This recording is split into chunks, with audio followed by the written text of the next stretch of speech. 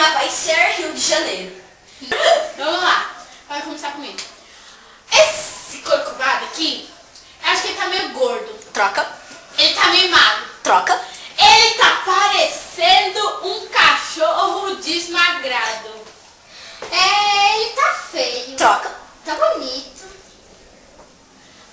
Ele não tá tão bonito assim, por causa que tá faltando um mínimo detalhe bem ali em cima. Uma bola. Troca. Um brinco. Troca.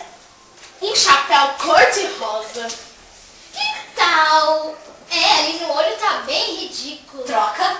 Até que tá bonitinho. Troca. Tá precisando de uma sombra. Troca. Tá precisando de um brilho total. Continuando, né? Os pés tá sujo.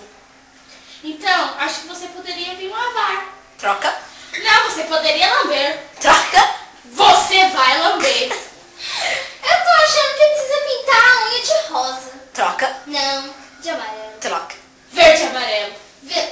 Legal. Brasil total. Troca. Estados Unidos. Troca. A Disney Channel. Eu acho melhor o México. Troca. Não, Espanha. Troca. Nenhum dos dois fica bom nele.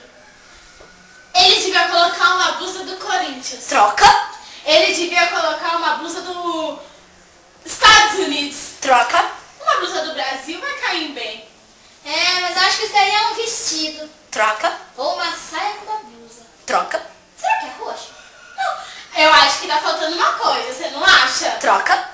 Você não acha que tá aparecendo uma coisa? Troca. Ele precisa de uma calcinha. Eu acho que ele também precisa arrumar o cabelo no salão. Troca. Então se for aquele lado ruim lá da avenida. Troca. Não, esse daí vai deixar ele muito mais feio. Eu acho que é melhor um sapatinho.